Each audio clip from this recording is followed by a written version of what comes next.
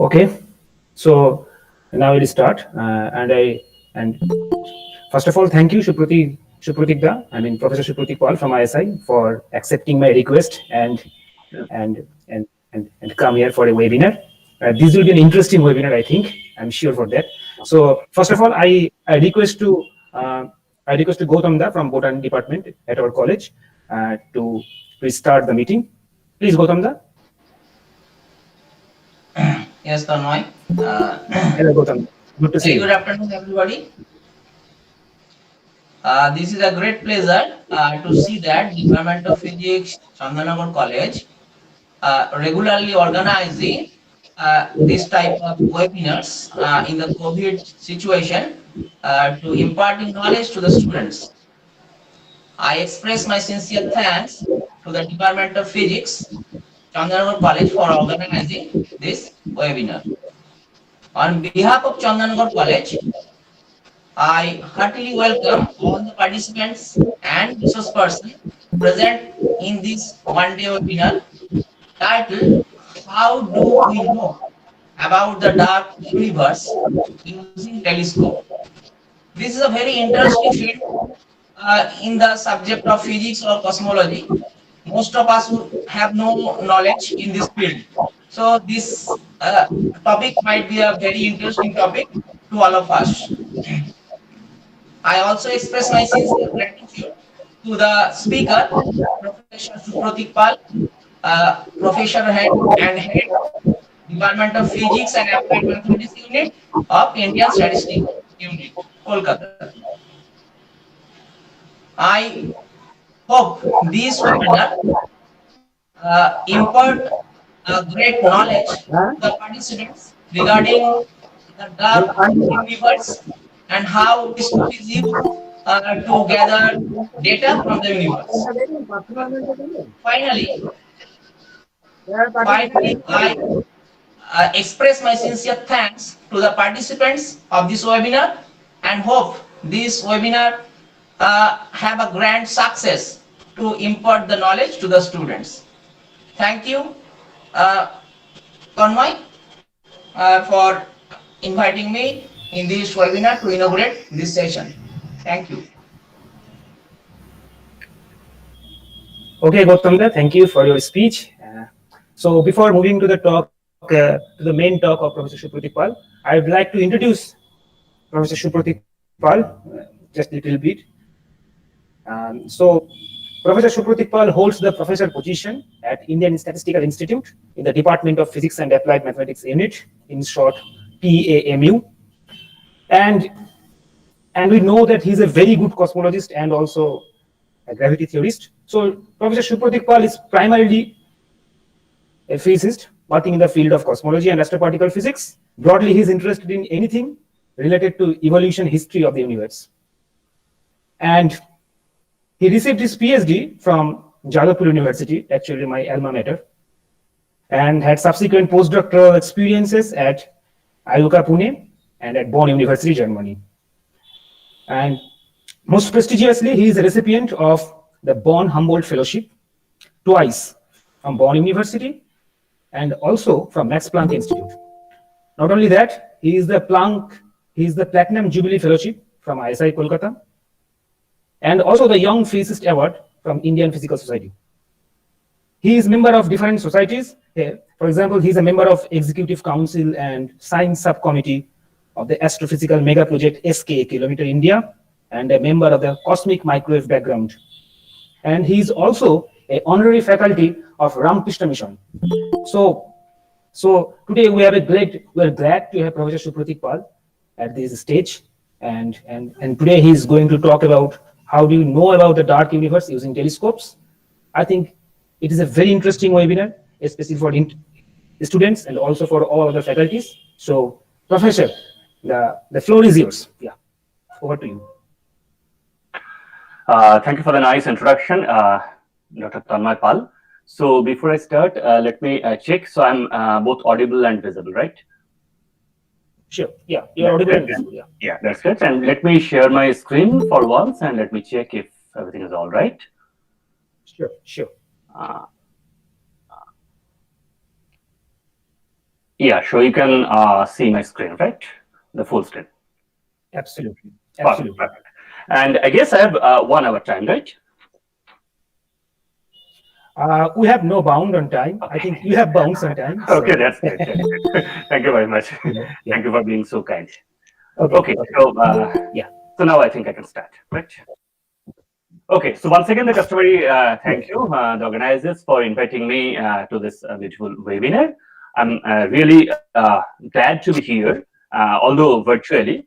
I would have loved to be there physically and interact with the participants over there. But given the current situation, I think this is not a very bad idea.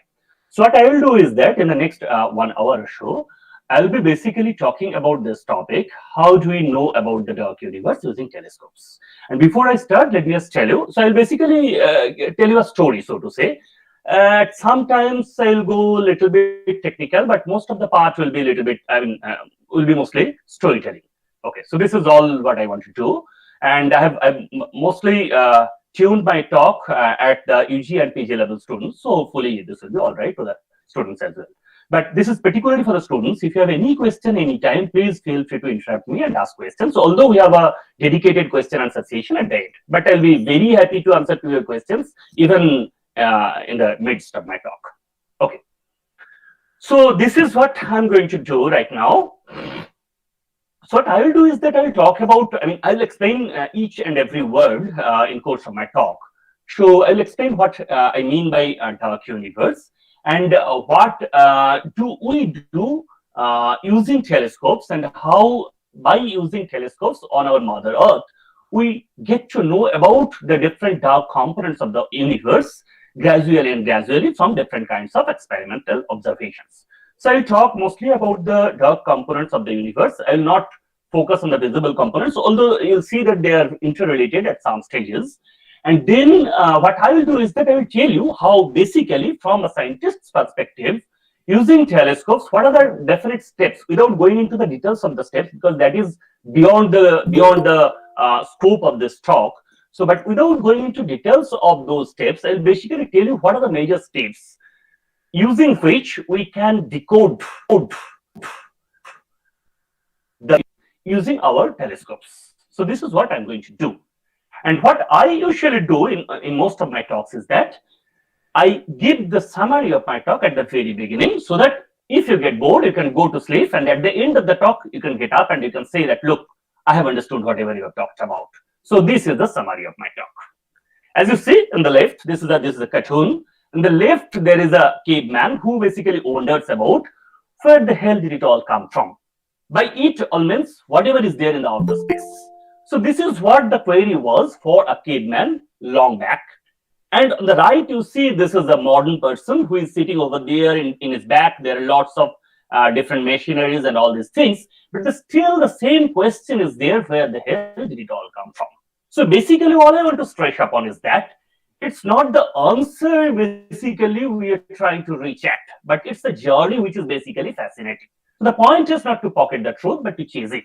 And throughout this journey, we have evolved from a caveman to a modern civilized man equipped with highly sophisticated technological advances and so on and so forth.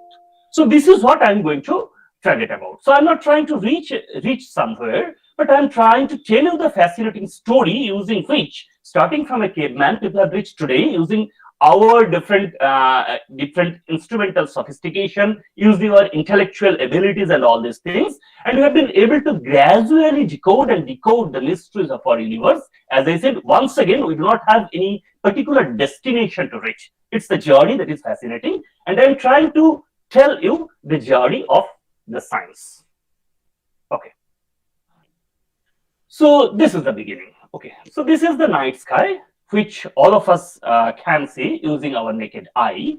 And we know for sure that I'll talk about all these things slowly. This is a query that was haunting the caveman right from the beginning of civilization, so to say, within quote and unquote. By civilization, all I want to say is that when they tried to come out of the cave and tried to explore the unknown universe around them, the question is that whatever we see in the outer sky, we can see. We can just look into the outer sky using our naked eye, and we can see lots of stars, lots of bright objects, so to say. Let me not talk let me not term them as stars at this moment. So we can see lots of bright objects. So now that question is basically haunting the caveman as well, that where from all these bright objects come from? Who are they? What are they? How are they made up of? And how they are related to our so to say, our Mother Earth. So this is the question, and gradually we try to address this question.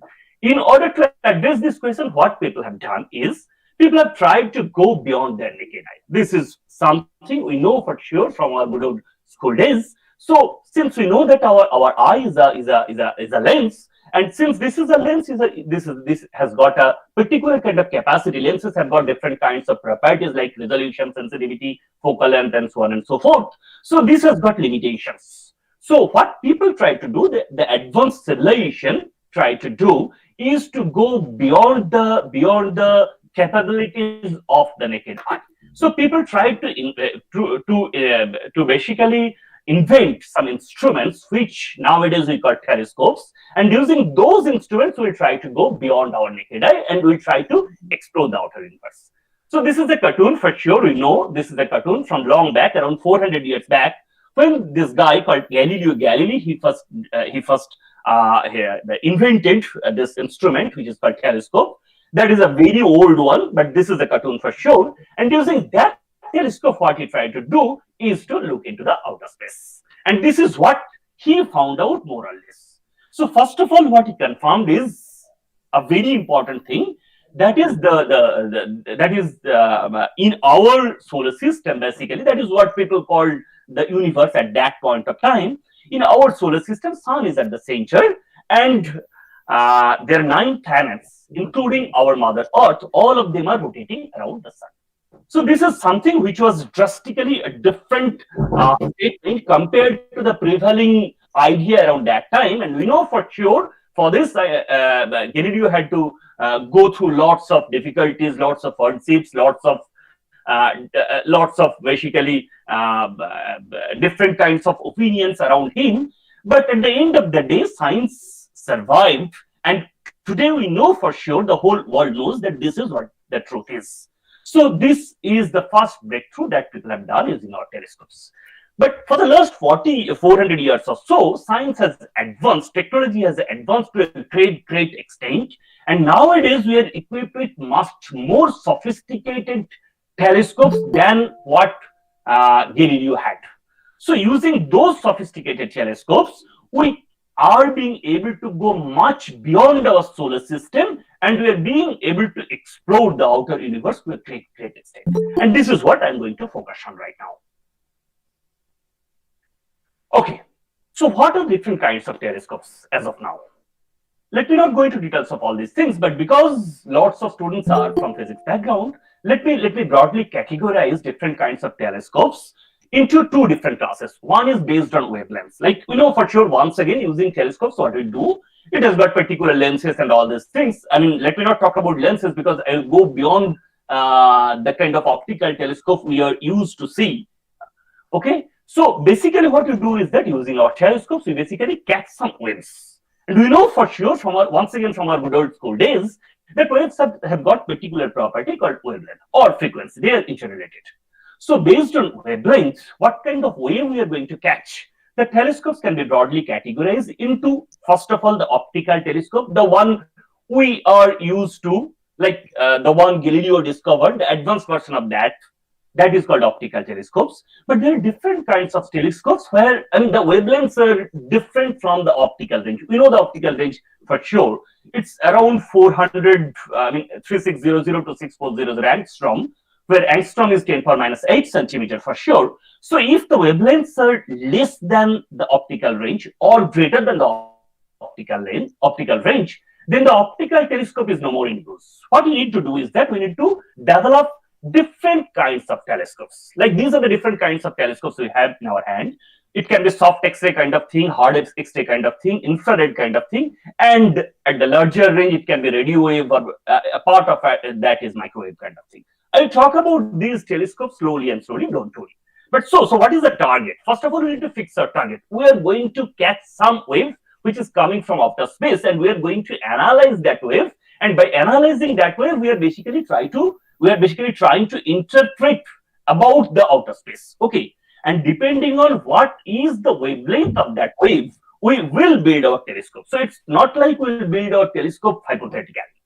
We have a particular target to reach, and depending on that target, we'll build our telescope. It can be optical, it can be soft X-ray, it can be hard X-ray, it can be infrared, it can be radio wave, and so on and so forth. This is one type. And the second type is based on locations, where exactly the telescope is placed. It can be ground-based, like we can place it on the roof of our building, so to say. Although the telescopes we'll talk about are much more bigger than that, but it can be ground-based, located somewhere on the Earth's surface. But there can be other locations as well. It can be placed in the underground. I'll give you one particular example for that. And it can be space-based as well. By space-based, of course, we know the name. It's called artificial satellite.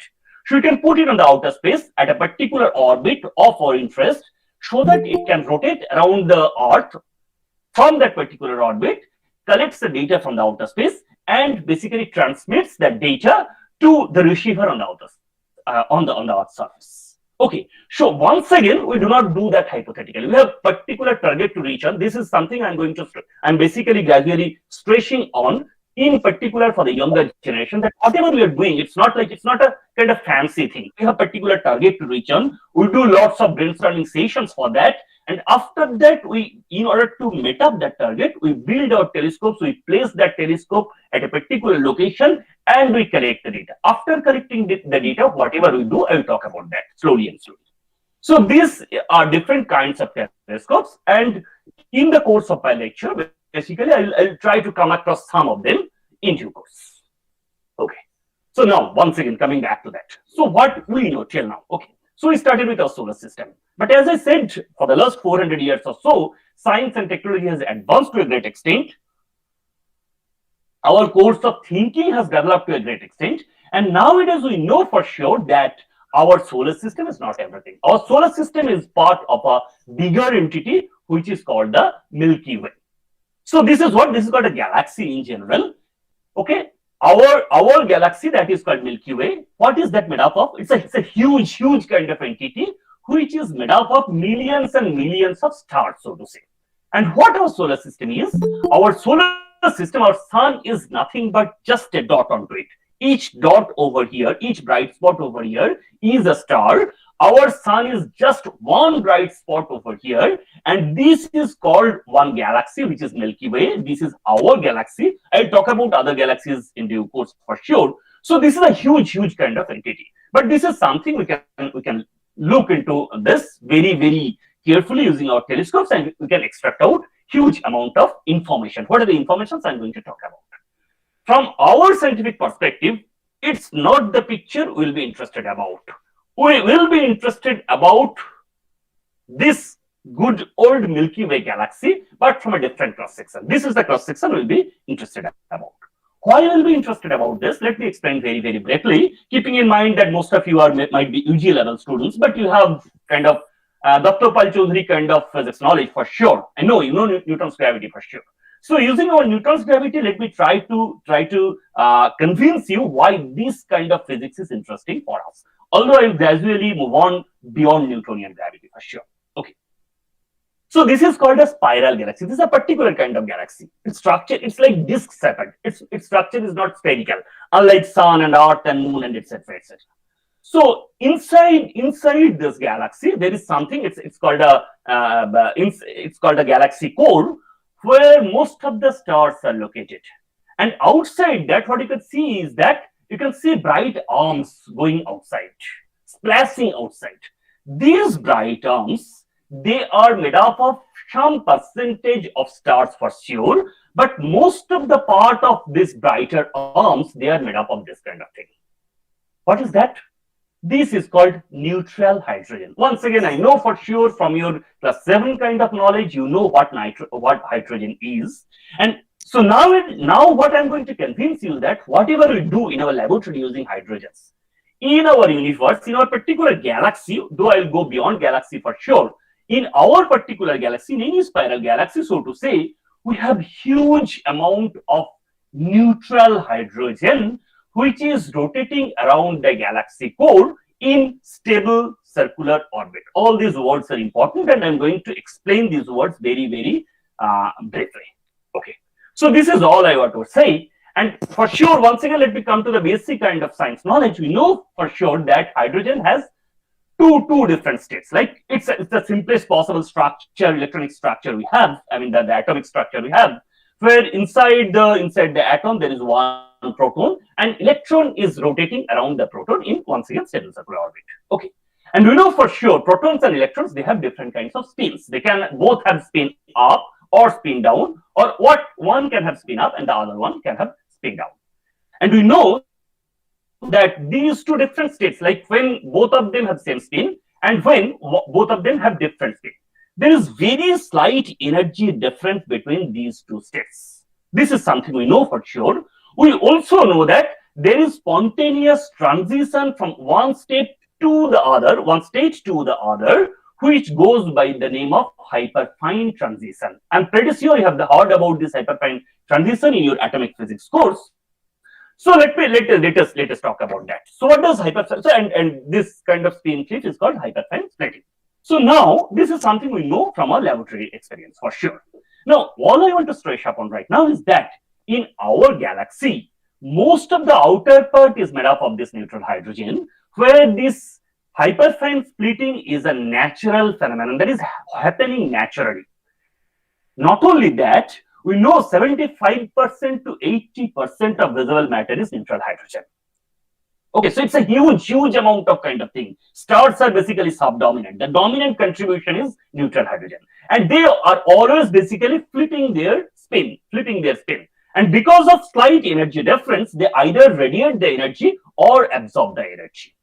Sitting on the Mother Earth, we can actually do the spectroscopic analysis. This is spectroscopic analysis you have heard about, I'm pretty sure, in your laboratory experiments. So we can do the spectroscopic analysis and we can basically catch those waves either at the emission line or at the absorption line. And we have found out that these waves have a frequency of typical 1420 megahertz.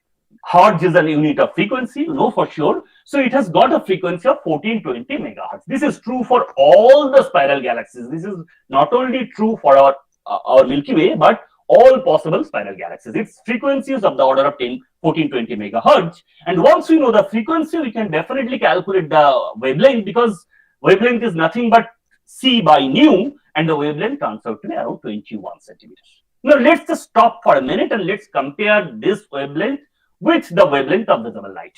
Wavelength of visible light is around 10 power minus 4 centimeter. And now we are talking about a wavelength which is 21 centimeters. So it's 6 order of magnitude higher than the visible wave. So that's why in order to catch this wave, the optical telescopes, they are not much useful. All we want to do over here is to build radio telescopes. I'll show you some particular examples of radio telescopes in due course. But right now, let me convince you that we need to have a different kinds of telescopes, which are radio telescopes. And using those telescopes, we can catch this wave. So we cannot directly look into that. We can only catch those waves, and we can decode those waves. How will you decode that? I will also explain that in due course. So you can decode those waves, and using those analysis, at the end of the day, we can come to the conclusion. And this is the conclusion we have come across. So using this, what we can do is we can measure the rotational velocity of those neutral hydrogen clouds which are rotating around the galaxy core. So this is a very simple plot. That is something we do in laboratory, like x versus y. Along the x-axis, we have plotted the distance of that particular object from the center, and along the y-axis, we have plotted the rotational velocity.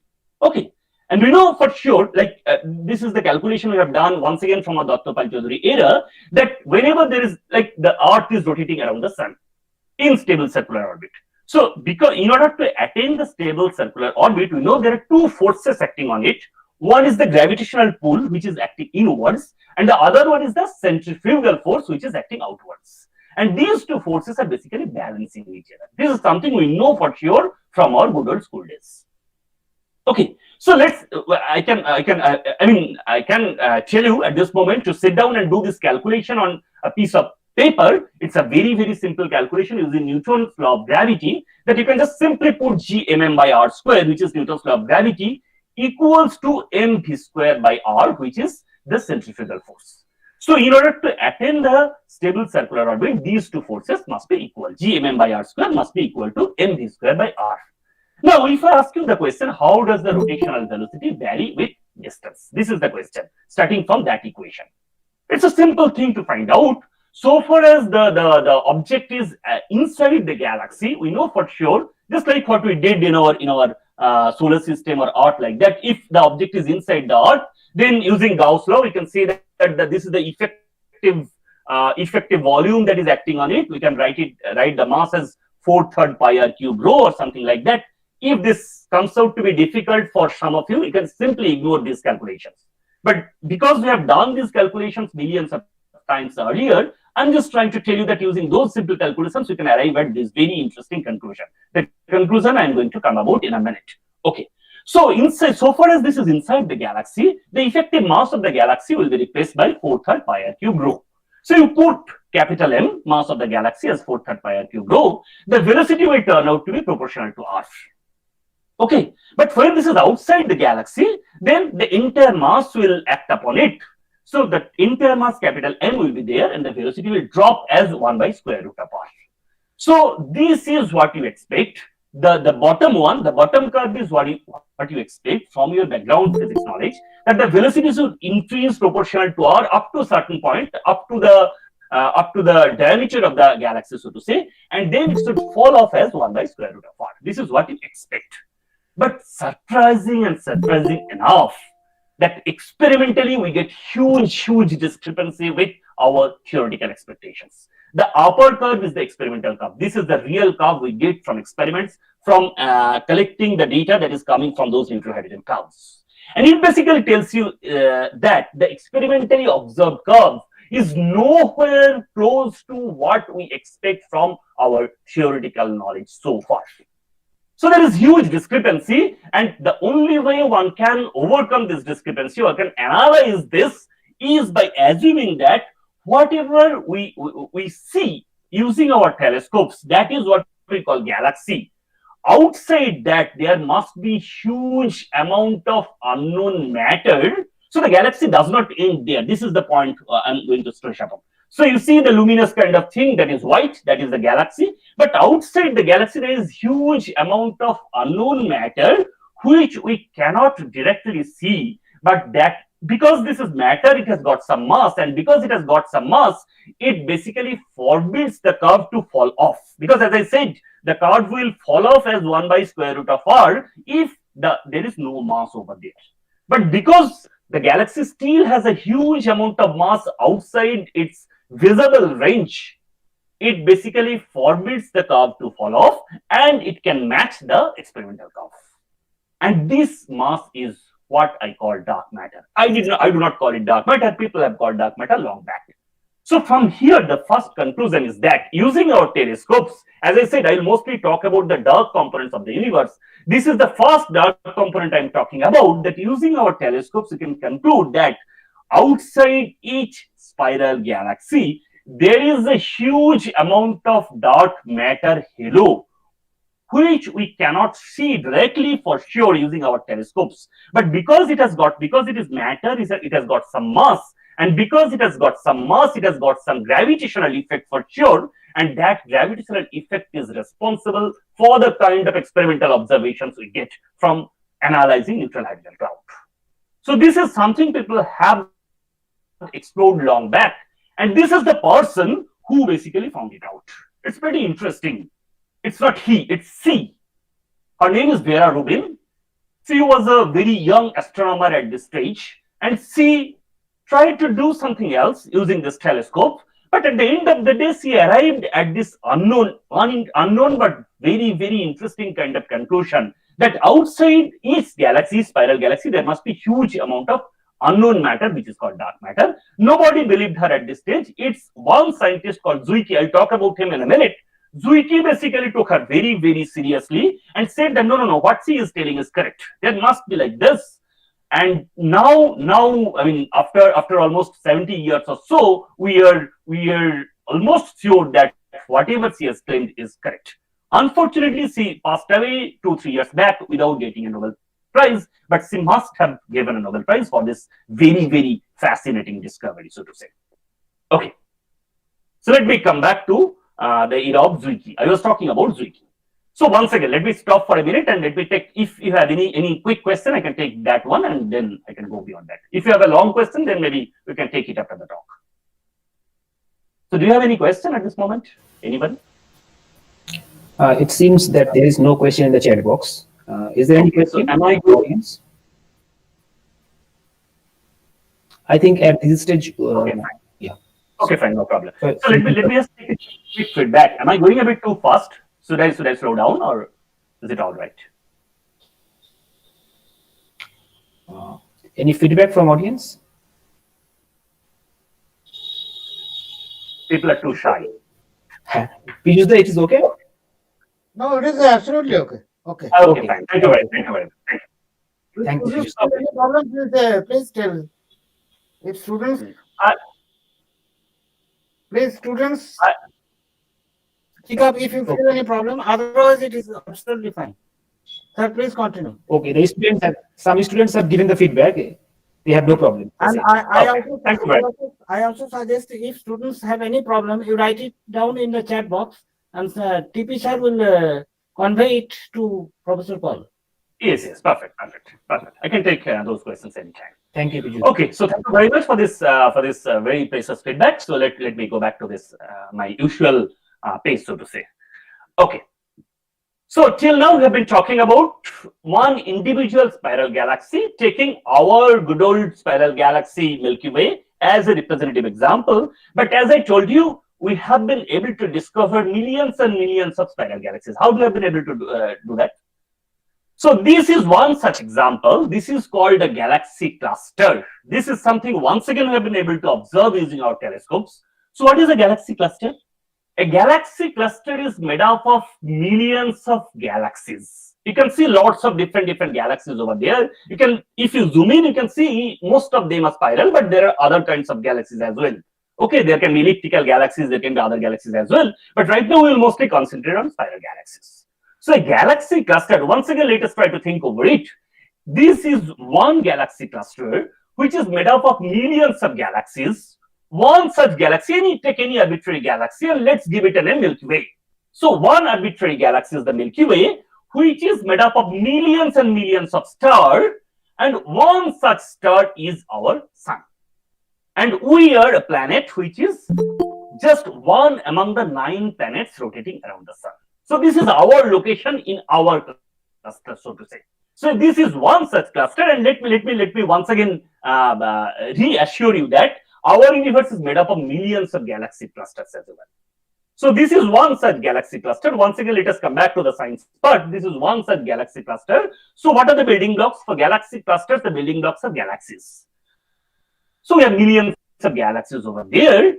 And now what people try to do, these guys, Zwicky, and there are other guys as well, like Woot, and there are lots of other guys. In early 1930s, I mean, this is much before what Vera Rubin discovered. Okay, this is much before that, 20, 25 years before that. So what these guys were trying to do is to measure the velocity dispersion. I'll explain each and every one. Is to measure the velocity dispersion of each galaxies in a typical galaxy cluster. What is the velocity dispersion? As it turned out, I'll talk about that also in maybe after 5-10 minutes or so, that as it turned out in our universe, nothing is static. Just like the Earth and other planets are rotating around the sun, or the moon is rotating around the Earth, or the sun is basically changing its position in our galaxy, Milky Way galaxy. So just like that, each galaxy is moving away from each other. This is something I'll come to this maybe in 5 minutes or so. So these galaxies, each of them, no one of them is static. Each one of them is basically moving. And you can measure the velocity dispersion, the difference in velocity. Okay, as it turns out, the velocity of each one of them is not the same. They have different velocities. You can find out the difference in velocity by some technical means using our telescopes. I'll come to that point later on. And from this velocity dispersion using virial theorem, I'm pretty sure you have heard about this in your classical mechanics course. Using virial theorem, we can find out the total mass of the cluster. So don't try to go into the details of the technical details of how we have been able to find out. Just take this message home, that suppose you have a system, okay, you have a box which is made up of millions of millions of points, so to say, all of them are moving. And we can basically find out the difference in velocities and all of them. And using those difference in velocities, we can apply the visual theorem to find out the total mass of the content of the box. This is what people have done. So this is number one. And then we can directly find out the mass of the visible matter for sure using our telescopes. And what do you expect? You expect that these two masses calculated from these two different techniques, they must match. Because for one, we have basically calculated the velocity dispersion, and from there we have done simple calculations using our laws of mechanics and gravity and so on and so forth. And by other means, we have been able to directly measure the visible matter. And these two must be matching with each other. But lo and behold, to our utter surprise, once again we found that there is a huge discrepancy between these two different ways of calculation of mass of galaxy clusters. Now, this discrepancy is not, once again, this is not arbitrary.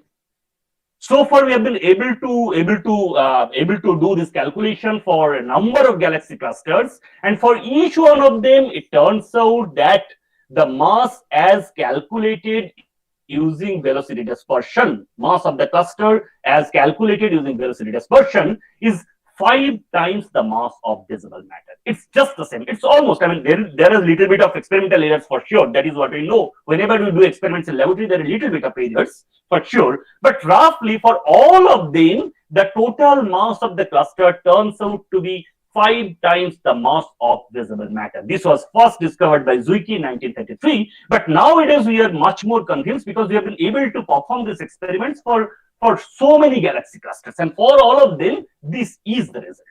So what is the conclusion once again? The conclusion is pretty simple. We have become smarter. We know that apart from visible matter, our universe can have a huge amount of dark matter, so to say, which we cannot directly see. But if this is matter, it contributes to the gravitational effect of matter for sure.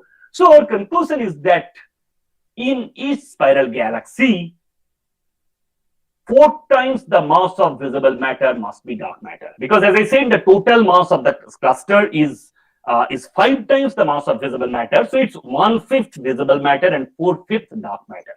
So for each spiral galaxy, each galaxy cluster, the conclusion is 4 times the mass of visible matter. Around 80% of mass of the galaxy cluster is dark matter. This is something which was found out by Zwicky in 1933, and as I said, today, in 2022, we are much more equipped with very highly sophisticated telescopes. I'll talk about them in a bit details later on. And we are more or less convinced that this is true for all the galaxy clusters, that for each cluster, along with visible matter, we have 4 times the mass of visible matter, which is attributed to dark matter, which is there for sure, but we cannot directly see them because this is simply dark. I'll explain later. Okay. This is the second observation. And the third one is even more dramatic, that, as I said, so I started with the solar system, then I moved on to our galaxy, then I moved on to our galaxy cluster, and as I said, our universe is made up of millions of clusters as well. So this is the data we get from our universe as a whole. This is one such telescope which is being operational nowadays. This is called Sloan Digital Sky Survey. I'm not going into details of the experimental part of this telescope. That is not my job. I'll talk about the data analysis part later on. But this is one such telescope using which we can find out the distribution of matter in our universe as a whole. And this distribution, we can analyze the statistical properties of this distribution. This is a very important statement. This is particularly true for those who want to be a scientist later on, that we do not say, look, here is a galaxy, here is a cluster, here is a star. It's not like that. That is important for a different purpose. But whenever you try to analyze the physics of the universe as a whole, all you need to do is to do the statistical analysis. Okay, as a whole, how the distribution looks like. Distribution of individual entities which basically constitute the universe. This is something we can do very, very precisely using Sloan Digital Sky Survey telescope. And from there, I'll talk about this later on once again in a bit details. From there, once again, one can conclude that in our universe, 25% is dark matter. So I talked about three completely different experiments at completely different length scales. I talked about an experiment for spiral galaxies. Okay, even though the galaxy looks a huge entity compared to us, it's a very small entity compared to the size of the universe as well. So for each spiral galaxy, we see around 80% is dark matter. I talked about I talked about galaxy clusters, which are much more bigger entities than spiral galaxies for sure. And for galaxy clusters also, we see 80% of matter is dark matter. And now I am talking about the universe as a whole. And by studying the statistical properties of the universe, I'll talk about that in a bit details. As I said, don't worry, later on. Okay, but let's just talk about the story first of all. Okay, by studying the statistical properties of the universe as a whole, we can conclude that in our universe, 25% of matter must be around 25-26% of matter must be dark matter. Okay, what the rest of the 70%, 75% is made up of, I will talk about that later on. Okay, so the conclusion over here is that dark matter is omnipresent in our universe. It's present at all length scales. It's present at almost all experimental phenomena where we are basically trying to focus upon. But let us not forget that because this is dark, we have not been able to see that directly. And this is the point I am trying to stress upon. So what we do is that using our sophisticated telescopes, we have been able to do some experiments, and those experiments do involve visible matter for sure. Whatever the light is coming from visible matter, we have been able to catch that. But just by analyzing that kind of information which is reaching us, we can indirectly comment on the existence of dark matter, not only the existence, comment on the amount of dark matter, comment on the properties of dark matter, comment on the statistical distribution of dark matter, and so on and so forth. All these things we can do sitting on the mother earth, which for sure at this moment we are pretty convinced that our location is just around a small corner in this huge universe. Sitting on the small corner, we can simply collect the data using our telescopes, and just by analyzing that data, I'll explain what do I mean by analyzing. Just by analyzing the data, we can come to a very important conclusion. The conclusion is that along with visible matter, our universe almost at all length scales is made up of huge amount of unknown matter which must be there but that cannot be directly seen. Now, simple question to answer. You can ask this question, why you cannot see them? To answer to this question, let me ask you the counter question. Why do we see something? We see something only when light gets emitted or scattered from it and reaches us. So there is a free photon that gets scattered from that object and reaches us. From there, we can basically come to the conclusion. Simple thing is that because of the fundamental properties of this dark matter, they are very non-interacting or feebly interacting. They do not interact much with photons. So that is why they do not scatter light. Simply because they do not scatter light, we cannot directly see them using our telescopes. But because they have got mass, and whenever something has got mass, it has got gravitational properties. This is for sure we know from our good old Dr. Bajodiri era. They show up those gravitational properties through the spiral galaxies and then galaxy clusters and the statistical distribution of the universe as a whole. And using those gravitational properties, we can come to the conclusion about the existence, amount, properties, distribution of dark matter, and so on and so forth. This is the first interesting aspect I've been talking about. Let me not go into details of that, but nowadays scientists are really difficult to convince. They're still trying to find out some existence of dark matter in our universe, by which we can comment conclusively about it. The first thing is that we need to find out if there is any collision in the sky. This is pretty fascinating. Okay, this was proposed long back, and very recently it has been experimentally found out that if we consider two galaxy clusters, they can collide. This is called bullet cluster, this phenomenon. There are two galaxy clusters which can come to closer to each other, and they can collide at some stage. After the collision, as I said, because visible matter interact with each other, so they become chunked at the center. Just like, I mean, this is color coded, this is not the real color for sure, but whatever you see, this visible matter which is red colored over there, red and yellow colored over there, they interact with each other. So after the collision, they come closer to each other. But as I said maybe just 1 or 2 minutes back, that dark matter is dark because they do not interact with each other. So what they do is that they simply pass through the clusters and they just come apart from each other. This is what you see using blue colors. So this is just a color coded thing. After the collision, these two clusters are there. They get they collide head on, and after the collision, the visible matter, which is represented by red color, they come closer to each other, and dark matter, which do not interact with each other, they are represented by blue colors. So they come at the outer layer of the cumulative object, so to say. And from here, people have done the kind of computer simulations, and people have tried to estimate the properties and distribution and all these things from long back. And very, very recently, this is a real experimental data. So this is what I was showing is a computer simulation, which people have been doing for the last 20 years or so. And this is a real experimental data where we have been able to experimentally find that out. Look how fascinating things are, how fascinating doing science is. You are doing computer simulations, you are collecting some data. In absence of data, you are doing some computer simulation and we are predicting something. And then at the end of the day, once again, you are going back to telescopes and you are basically trying to find out whatever you have predicted. And you have been able to find out that indeed, whatever you have predicted, you have been able to find that out. It's pretty mesmerizing, pretty fascinating, at least for me as a scientist. Whatever I'm predicting, I've been able to find that out in real life, for sure.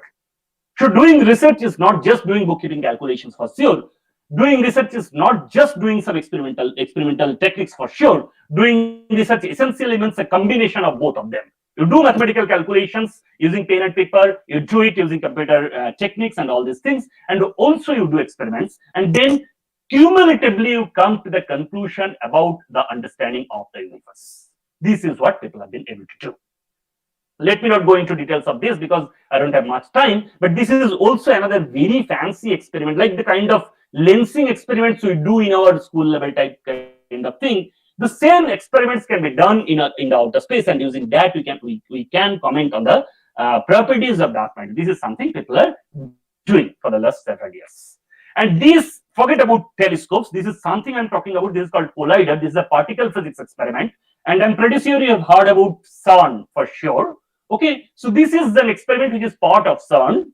This is there in LIC, Atlas, and CMS. And from here, basically, people are trying to find out, people are trying to develop analogous experimental situation in the laboratory. And from there, people are trying to find out if we can have some material candidate signature, the particle properties of dark matter can be proved or not. This is something people are doing for long. And till now, unfortunately, let me not go into details of all these things. Those who have done a little bit of particle physics, they will be able to understand, but let me skip this part. But this is something that we focus on, that till now, what does research mean? Once again, research does not mean that one fine morning you will basically wake up from your bed and you will say, I have discovered something. It's not the research. As I said, it's the journey that is fascinating. So till now, what people have been able to do is, of course, for sure, using the colliders, we have not been able to directly find out dark matter, but we have been able to put stringent experimental constraints on the properties of dark matter. Why this is important? Because for future experiments, this acts as a very, very guiding principle. In future, whenever you try to probe dark matter in the laboratory, you are not going to probe the regions which have been excluded. You will search a particular location. As I said, it's not like people do not do this thing hypothetically. You have a particular target to reach upon. So you know where to hit upon. You build your experimental techniques that way, and you try to hit upon over there and try to find out if you can find out dark matter or not. So any negative result is also a successful result. It's the journey that is fascinating. That's why I'm trying to stress upon this research. Okay. So to be honest, once again, let me repeat, we are more or less sure that dark matter is there at all length scales of our universe, but till now we have not been able to directly see the dark matter simply because this is a highly non-interacting, so it does not scatter photon. But still, at the end of the day, we're trying to trying to somehow find out direct experimental evidence of dark matter, both using telescopes as well as using colliders in our laboratory. This is all about dark matter. Now, I'll switch over to another fascinating dark component of our universe. In my opinion, that is even more surprising than dark matter for sure.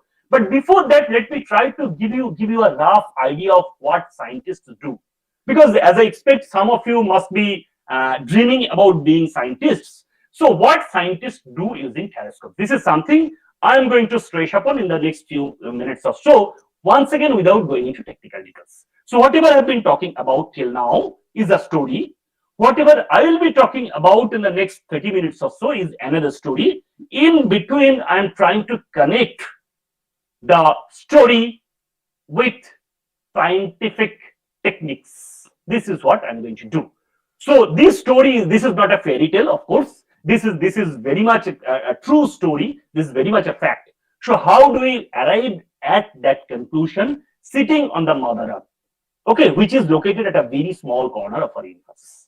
This is something I'm going to do. Once again, if you have any question, you can ask at this step. Otherwise, I'll move on.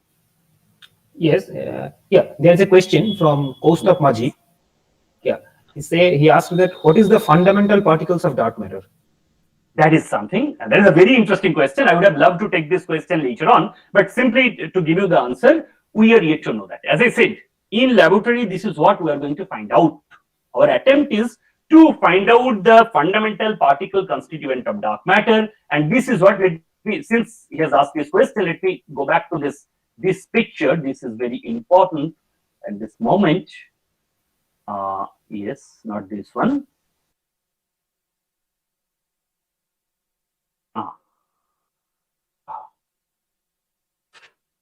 It should be somewhere. I don't know why this is not working. Let's forget about that. So what in laboratory, what people are trying to do is this. Yeah, this picture. So people are considering, I mean, depending on the properties of dark matter, people are considering different possible candidates for dark matter and different possible interactions of dark matter. Either dark matter interacting with standard visible matter, or dark matter is self-interacting, or dark matter is interacting with any other kind of thing. And from these scattering phenomena, people are calculating the scattering cross sections. Since this guy has asked this question, which is a very interesting one, people are trying to calculate the scattering cross section, and people are trying to find out that scattering cross section using our LHC experiments or any other collider experiments. As I said, till now, all possible combinations we have been able to propose, all of them come out to be a negative result. Okay, so it basically tells you we have been able to, at the end of the day, we have been able to rule out a few dark matter candidates. But till now, the most promising candidate, which is called WIMP, weakly interacting massive particles. This is a generic name. It basically does not tell you what exactly the particle is. But the property tells you the particle must be massive and the particle must be weakly interacting. We have not been able to directly pinpoint to a particular particle which is the dark matter candidate. As I said, the job is really difficult. So the basic job is to do the scattering cross section and match it with experimental results. You can either keep it surviving or keep it ruled out. At the end of the day, you do hope that at some point you will be able to pinpoint to a particular class of models which will basically give you the dark matter candidate for sure.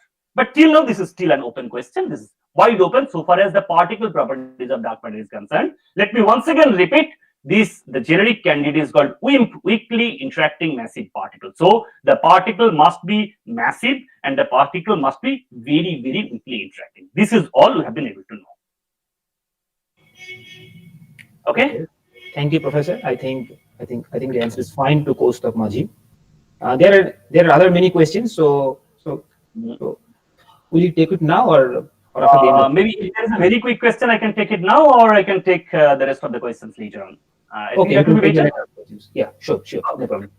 So you can proceed. Good. Sure. So how do you extract information using telescopes? Let me spend very little time on that because I don't have much time. Okay. So what does a scientist do? These are the steps. Number one. First is the scientist using their telescopes, they basically collect the raw data. Okay. the data that is coming from outer space. By data, I mean they basically collect the waves and they basically analyzing the properties of the wave.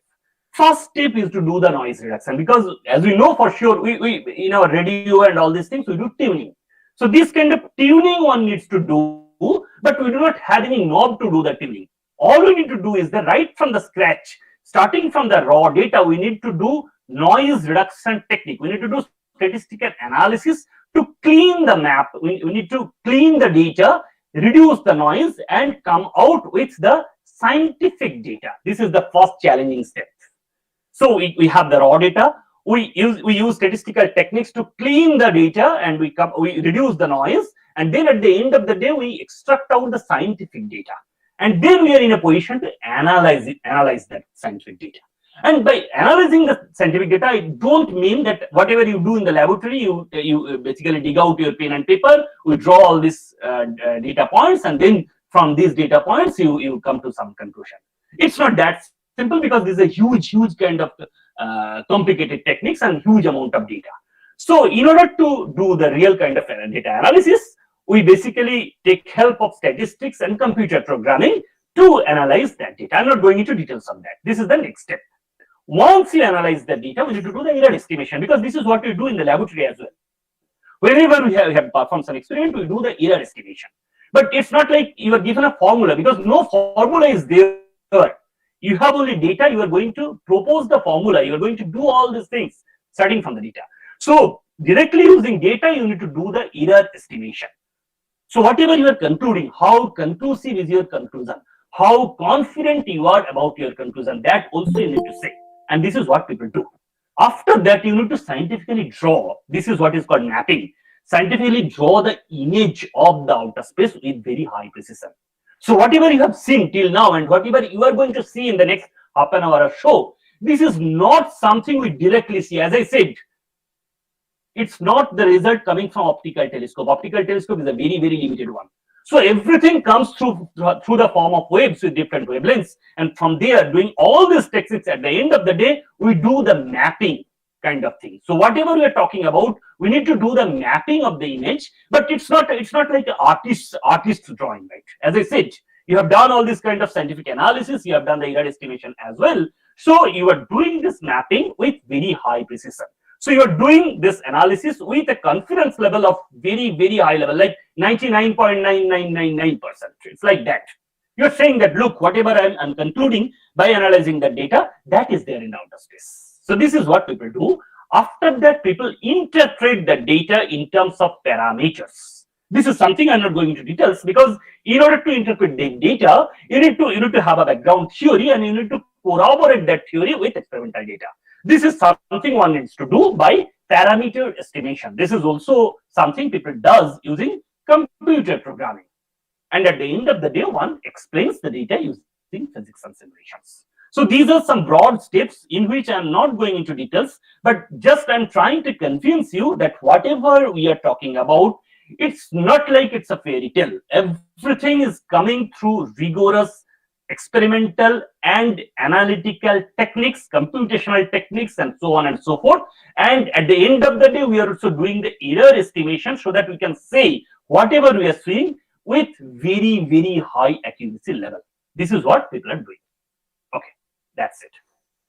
Maybe since I do not have much time, but I'll talk about maybe in next 20-25 minutes, I'll talk about the next fascinating dark component of the universe. So till now we have talked about dark matter. Now I'm going to introduce to you another dark component of the universe, which in my opinion is much more interesting than what we have been talking about.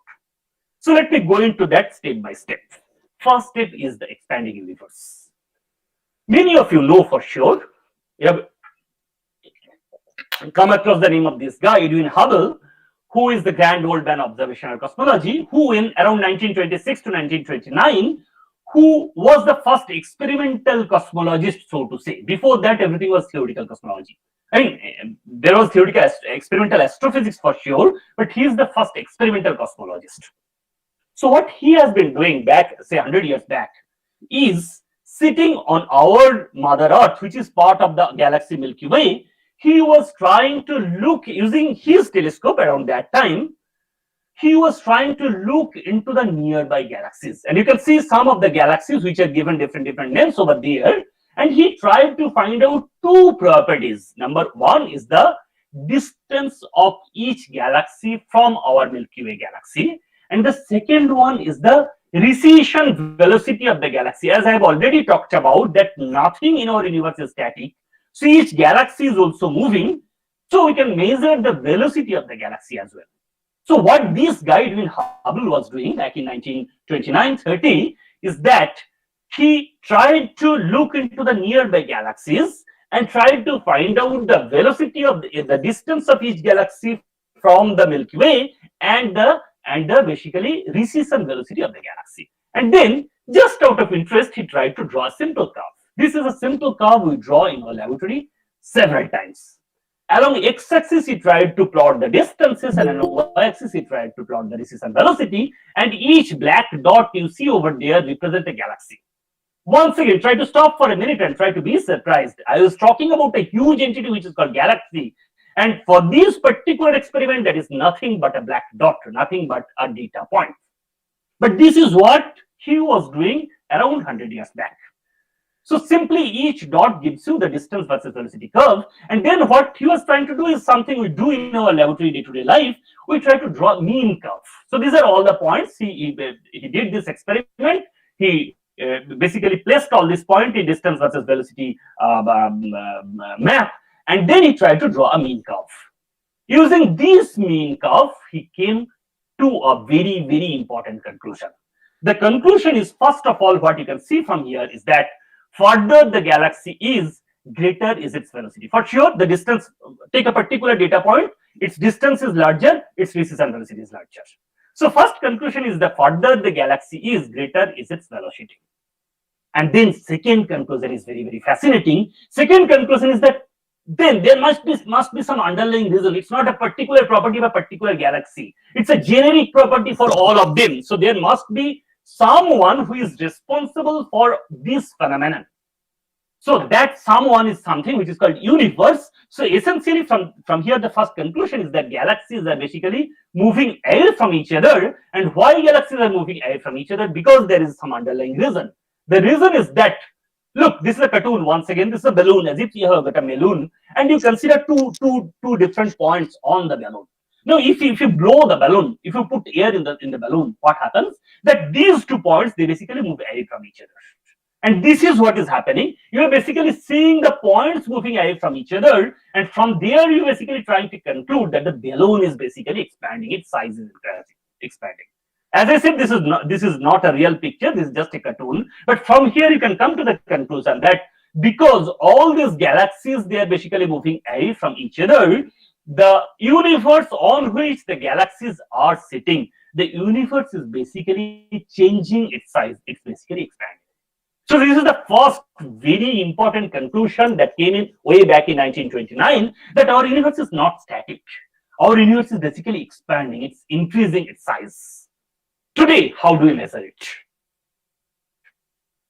Today, as I said, I talked about waves and all these things. So using the properties of the waves, we can measure this thing very, very accurately. The way we can measure this is called redshift.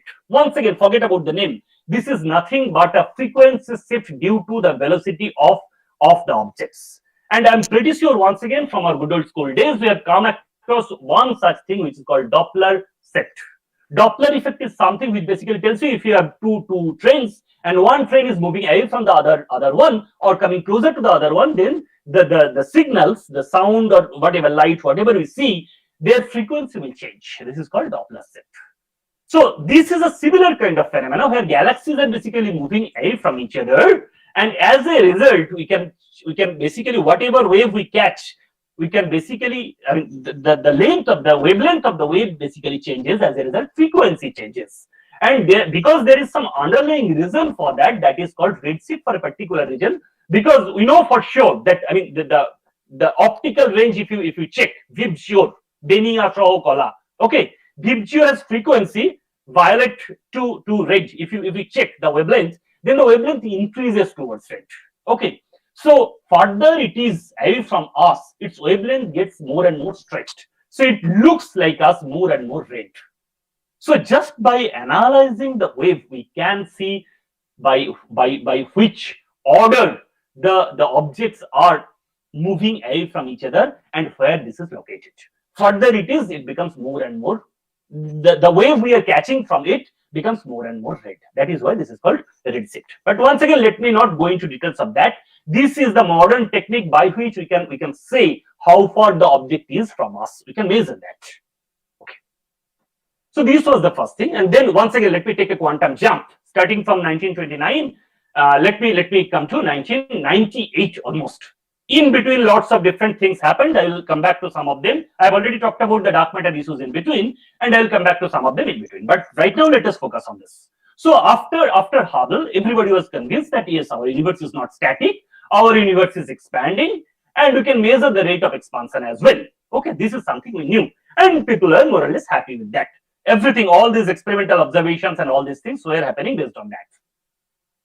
In 1998, one more surprising phenomena happened. What is that?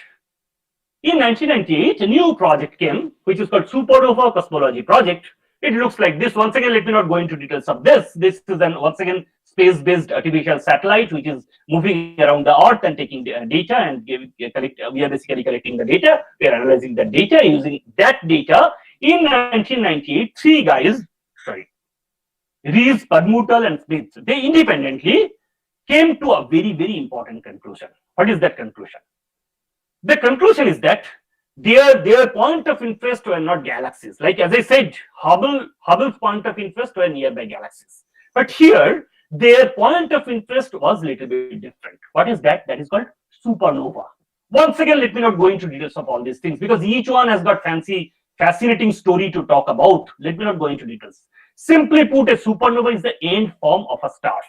Like we know, whenever we see the sun or any other star, why do we see that? Because there is internal combustion going inside the star, and because of that, it is basically emitting radiation, emitting energy, and we are basically collecting that energy, and by collecting that energy, we are basically looking into the star. Now, there is some internal dynamics going on, internal combustion going on. At some point, what will happen is that most of the internal fuel will basically get drained out, and it will no longer be able to withstand its self-gravitational pull because it has got some mass as well. Keep in mind, some internal dynamics is going on. It is emitting energy. At the same time, sun has got some mass. A star has got some mass, so it has some gravitational pull. It will no longer be able to withstand its gravitational pull, and it will basically start collapsing. One such stage is called supernova, where at some point it cannot withstand its gravitational pull and it explodes by a huge amount. It explodes, and this explosion is called supernova explosion. I'm trying to be as simple as possible. It's not that simple for sure, but let's forget about that. Okay. Our point of interest over here is that in 1998, these three guys, they tried to find out particular kind of supernovae in our universe, which are called type 1a supernovae. Once again, let me not go into details of that. Okay, it has got a particular property. Let's forget about that. So one particular kind of supernovae they're trying to analyze, and from that supernovae, what they tried to do is once again the simple thing as Hubble did, but in a different fancy language, because science has developed during this time. From 1929 to 1998, science has developed to a great extent. So what they tried to do, as I said, we have proposed the redshift, we have proposed how we can measure the redshift and all these things. So what they tried to do is that using different supernovae, they tried to plot the redshift along the x-axis and something called distance modulus, which represents a function of the distance of the supernova along y-axis. So simply distance versus velocity, I'm going to replace that by redshift versus distance moduli. Okay. So this is something people need to do because once again, as I said, our understanding of the universe has changed, our language of science has changed. Okay. And whatever you see over here, all these blue and red dots, they are different supernovae. Of course, this is not something what these three guys found out back in 1998, because at that time the data points were around 50. But this is a huge data point. It's around 1,000 data points I've been able to plot, because from 1998 to today, it's almost more than 20 years. So the data has become richer and richer. This is the data I plotted. Okay. So all these data points you can plot over there, and then once again you try to draw a mean curve. This is something we do all the time in the laboratory experiments. So this is what they have done using their small data sets, and this is what people do nowadays with these huge data sets, around 1,000 supernovae. And then once again what we do is that, as I said, we are now smarter. We have been able to know what people do using telescopes. So we have drawn this. So using our telescope, we have got the data, we have reduced the noise, we have got science data, and from that science data, we have been able to draw this plot. Now our job is to explain this by estimating the parameters. This is what those guys try to do, and this is what we try to do right now. So these are different theoretical plots from different cosmological models. And from there, we try to match which plot basically matches with the experimental result to a great extent. As I said, it's not like a fancy story. You need to do this with error estimation and all these things. What people have found out is that the curve that matches this experiment, the theoretical curve that matches the experimental curve very accurately is the magenta one. You can see lots of different colors, and you try to find out the magenta one, and you can see that the magenta one matches the experimental plot very well. What is the conclusion from here? Forget about the rest. What is the conclusion from here? As I said, Hubble convincingly said that yes, of course, our universe is expanding. This is not static, this is expanding, its size is changing. But this conclusion from supernovae 1998, that basically once again hits upon our understanding of the universe. I'll explain why. It basically tells you that our universe is not only expanding, but also accelerating. By accelerating, what I mean is that the size of the universe, as I said, compare the universe as a balloon. So the size of the balloon, that is basically increasing, but the rate of change of increase is basically accelerating with time. This is something which is pretty surprising. I'll explain in the next slide why this is surprising. But for this moment, the essential conclusion that came in 1998 by analyzing supernovae type 1a data is that our universe is not only expanding, but also it is accelerating. Okay, with time, its rate of expansion is gradually increasing. Now, why this is surprising? This is surprising because of this simple reason. Once again, don't get confused with these technical terms and all these things, because I'm trying to keep your life as simple as possible, and still at the same point, I'm trying to give you a flavor of what people do nowadays. Okay, we know for sure from our good old Newtonian era that the gravitational force is attractive for sure. Nowadays, as I said, we do not use Newtonian gravity. We make use of a more general theory of gravity, which is called general relativity, that was proposed by Einstein. Okay. But it's the fundamental input is just the same, that the gravitational force is attractive.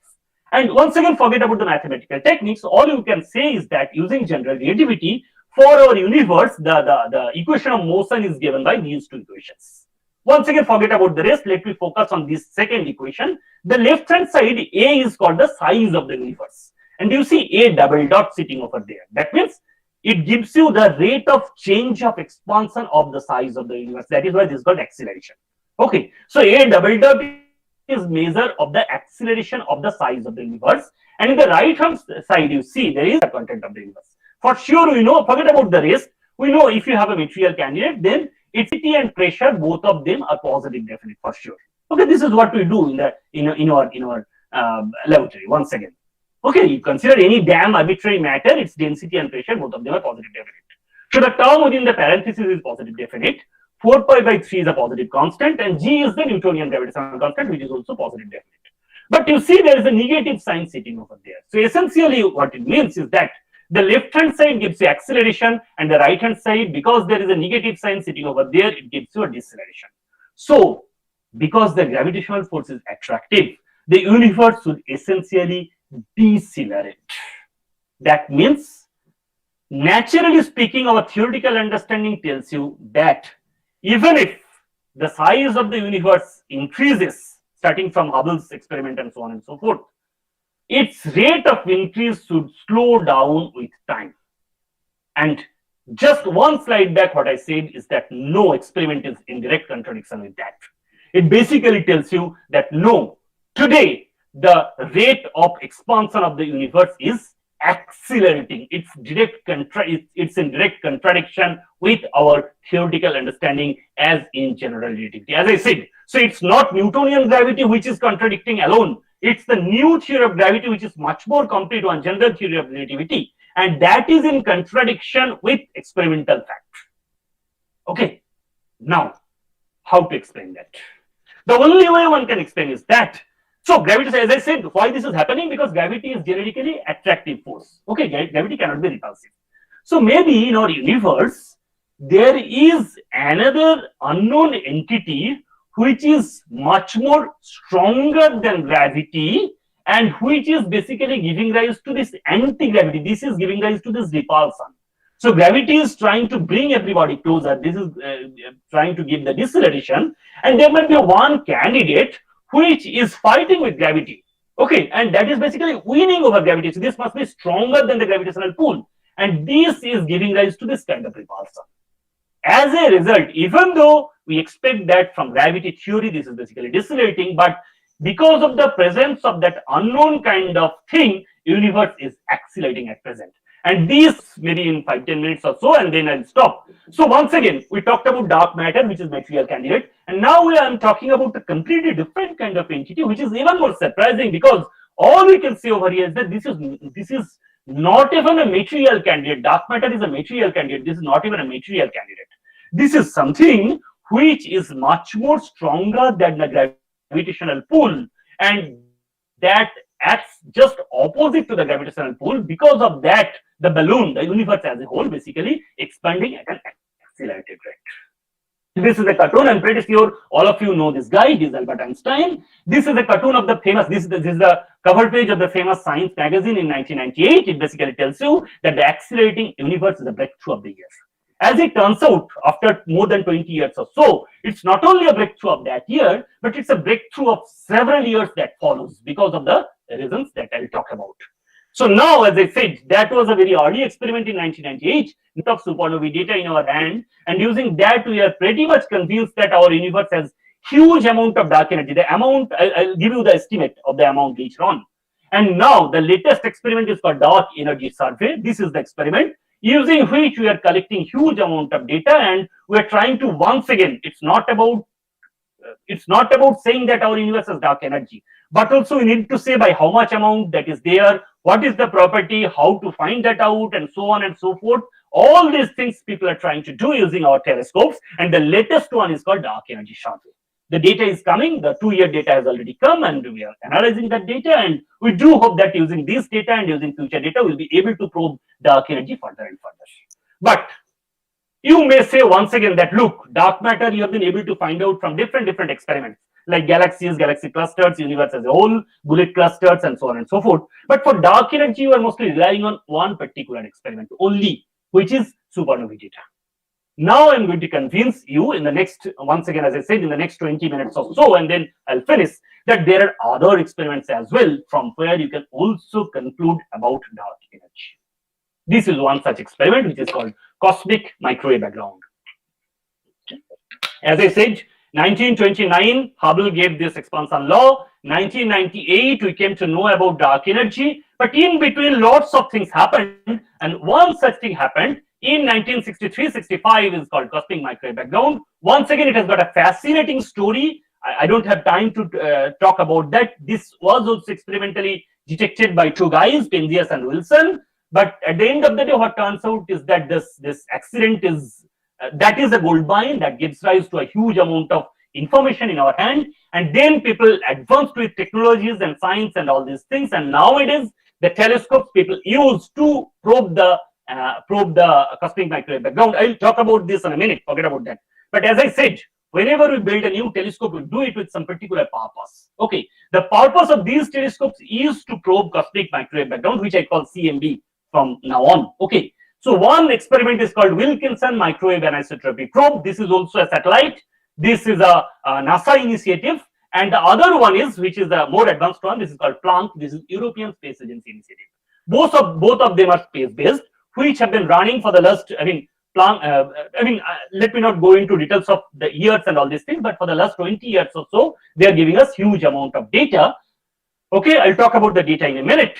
And there is one proposal by India also. This is, I'm part of this proposal. This is called CMB Bharat. We have given this proposal to ISRO, and this is the planning stage. Maybe at some point we'll be able to put some artificial satellite, which will be a directly Indian contribution to the CMB physics, so to say. Okay, but this is still in the proposal stage.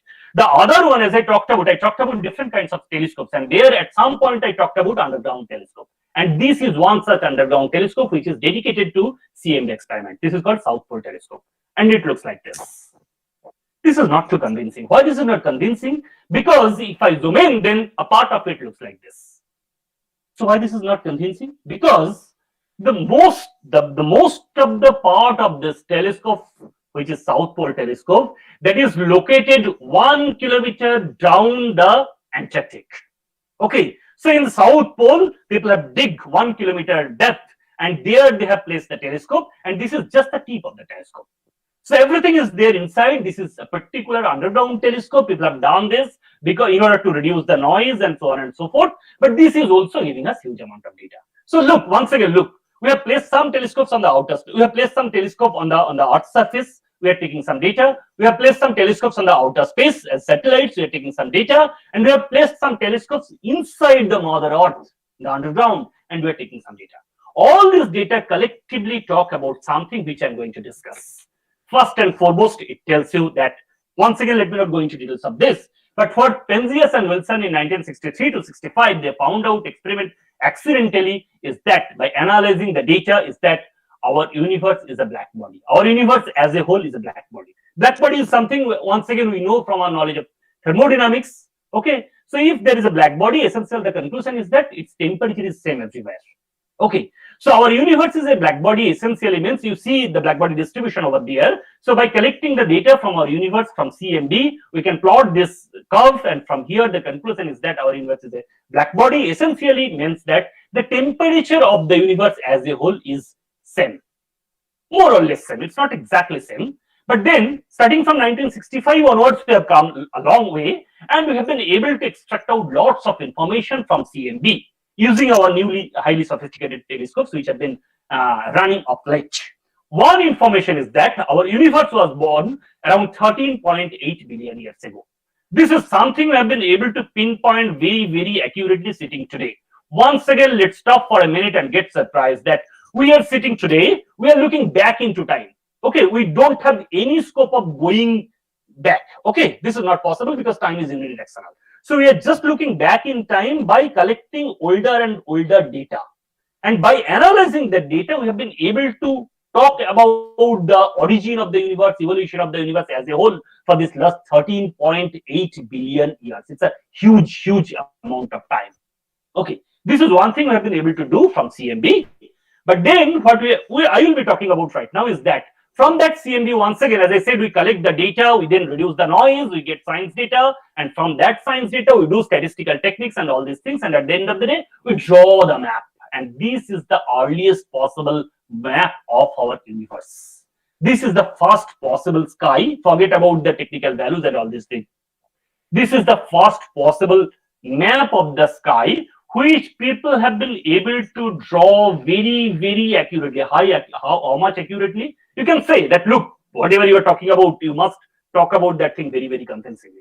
Now, the kind of error people have estimated over here, you must be surprised that the kind of error people have been able to measure over here is 1 part in a million, of the order of 10 power minus 5. Once again, try to pause for a minute and think over it. When you do a laboratory experiment and you do the error estimation, if you get 5% error, you are highly satisfied with your experimental technique. I've got 5% error, so 95% level my result is correct. And now you are talking about an experiment on which you don't have any hold upon, and that is 13.8 billion years from today. You are sitting at a very small corner of the universe using your telescopes. You are collecting only the data and you are analyzing the data, and at the end of the day, you are estimating the error. The error is just 10 power minus 5. It's that accurate. Much more accurate than your laboratory experiment. And that's why people are so much confident about whatever they are talking about. Okay, let me not go into details of this, and let me skip all these parts, and let me focus on this because I talked about dark energy. There are several other things one needs to talk about. But from here, what we can do is that, so as I said, our universe is a black body. This is something Penzias and Wilson found out back in 1965. But for the last 60 years or so, people have been able to find out little bit of temperature difference on that. It's a very tiny temperature difference. As I said, the temperature is as a whole around same everywhere, but it's very tiny temperature difference. How much? 1 part in a million. I talked about that once again. And then from that temperature difference, people have drawn this plot statistically. Once again, let me not go into details of this. This is called 2-point correlation function. So people have drawn this 2-point correlation function. This is a statistical property to understand the distribution of CMB photons over there, which are reaching us. And from this plot, once again, it's beyond the scope of my discussion today, but you need to believe me that from this plot, from the peak height of the first peak, you can see lots of different peaks over there with different heights at different locations. From the height of the first peak, one can conclude that 70% of our universe is made up of dark energy. So I talked about one experiment, which is high redshift supernovae data. From there, we found out that our universe is made up of huge amount of dark energy. There also, you can say that its amount is around 70%. And now I am talking about a completely different experiment, which is cosmic microwave background. And there also, one can conclude that 70% of the universe is made up of dark energy. Let me skip these parts very quickly because I don't have much time, and I'll come to the conclusion in 3-4 minutes or so. So it's not like supernova data and CMB data alone they talk about dark energy. There are other data as well. One such data is large scale structure data. I talked about this earlier, Sloan digital sky survey, and I talked about large scale structure, and there I said that these large scale structure data basically tells you that 25% of our universe is made up of dark matter. And at that point I told you that I'll tell you later on what the rest of the 75% is made up of. These large scale structure data also says that 5% is made up of visible matter, whatever we see in form of stars, galaxies, clusters, and so on. So 25% is dark matter, 5% is visible matter, it's 30%. The rest 70% is made up of dark energy. So this conclusion you get from large scale structure data also. So this is the third experiment from where we get dark energy, the information about dark energy. Let me skip this part. And the last one I will talk about is, once again, let's go back to the Hubble Space Telescope data. I talked about Hubble's experiment in 1929, and then this was proposed by Hubble, and this came into limelight in early 1990s. And this Hubble Space Telescope data, I'm pretty sure you heard about this telescope because this is running very successfully for the last 27 years or so. And this is also an artificial satellite. This is giving us data, and from this data also people do the same business as done by Hubble. Along x-axis the distance, along y-axis the velocity, and then they draw this mean curve. And from this mean curve, the conclusion right now is just the same as Hubble, that around 1929, using a very simplified form of telescope, using a very little amount of data, whatever the conclusion was, right now using highly sophisticated telescope, which is Hubble Space Telescope data, and using a huge amount of data, the conclusion is just the same, that our universe is expanding for sure. It's not only expanding, but also this is accelerating, because 70% of the component, the cosmic budget of the universe is made up of dark energy. So I talked about 4 different experiments at this moment, which focuses on dark energy. This is a technical plot, forget about that, but just to convince you that these 4 different experiments, they conform with each other, they match with each other. Together, they say for sure that our universe, along with ordinary matter and dark matter, our universe has 70% of dark energy. So this is the cosmic constituent as of now. You can see this is called cosmic pi.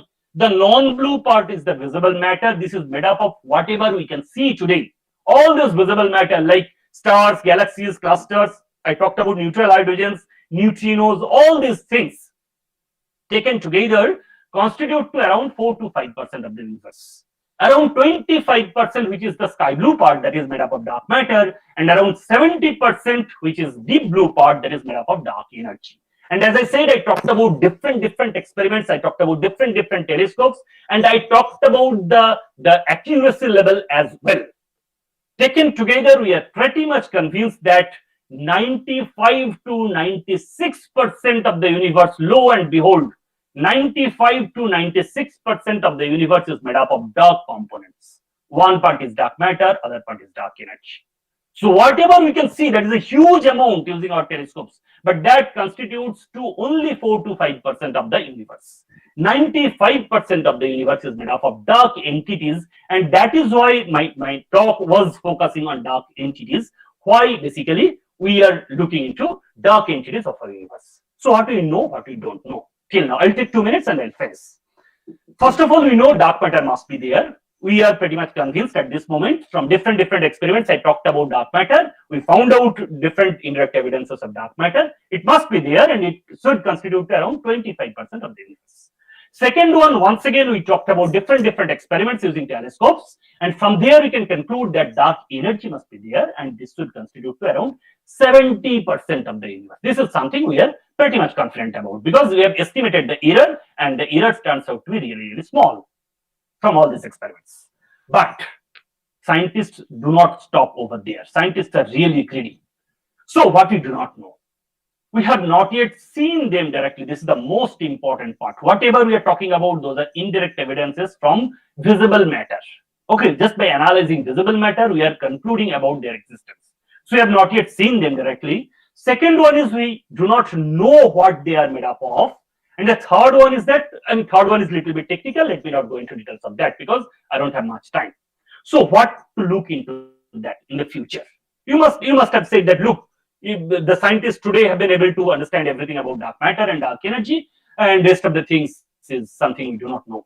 Okay, but something we do not know is not our real answer.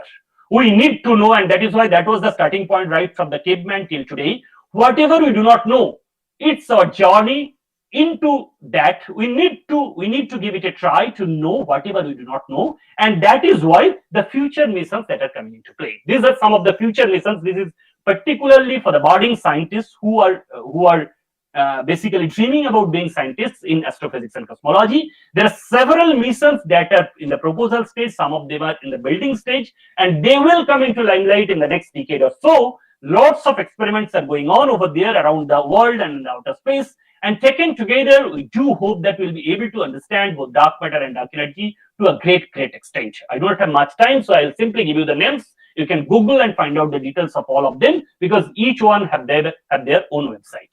These are all CMB experiments: CMB-S4, Lightbird, Core, Quad, CMB Bharat. I talked about this. You can find out all of these things which focus on cosmic microwave background. And then we have this JWST. I'm pretty sure those who are pretty much interested about current affairs, they have come into this name in the last 1 month or so. This is something which have been basically thrown into the outer space, and that has reached the second Lagrange point today. JWST is going to replace the Hubble Space Telescope. Okay, and you can James Webb Telescope. This is something you may have come across in the newspapers and all these things. So these have been placed at the right location. We are intending it to place, and then very recently it will start giving us data, and will be very enriched with the huge amount of data we expect from JWST. This is the next one. And there is this large scale structure mission. The next generation large scale structure mission is Euclid, Gaia, and so on and so forth. And there are this 21 centimeter mission, which I did not talk about. This is called Square Kilometer Array. And there are lots of gravitational waves mission as well. Gravitational missions are not directly related to this, but all you can do is that using GW signals, all you can do is you can try to find out the indirect probes of dark energy and so on and so forth, which I did not have any scope of discussing. Okay, so these are all future missions. As I said, you can take just a snapshot of this page and you can Google and find out details about that. Many of them will take, I mean, as I said, JWST has already started running. Many of them will be coming into limelight in the next 2-3 years or so, and all of them hopefully will come into limelight in the next decade. So those of you who are interested to take this as your career, this is your football ground, so to say. You can play around with all this data, and you can come to conclusion about the components of our universe in a much more convincing way than what we have been able to know till now.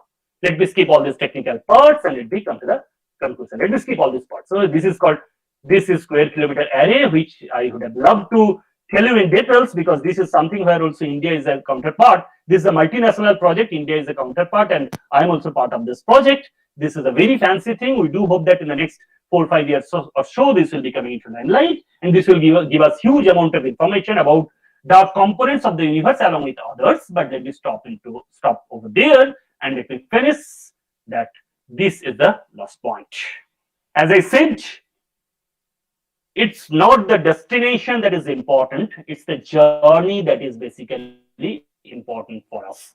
So using our telescopes, what we have been able to know is very fascinating, at least to me. I'm not sure how fascinated you have been through this talk, but this is very fascinating, because as I said, once again, let me repeat, sitting on the mother earth at a very small corner, we have been able to understand all these things, and then we are looking beyond whatever we have been able to understand.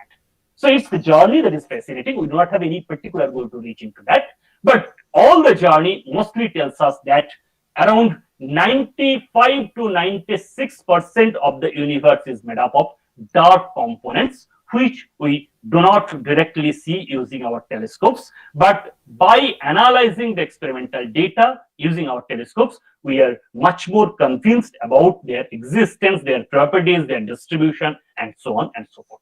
I do hope that some of you will take up this field as your career if you are really interested, and will be able to explore much more than what has been explored till now.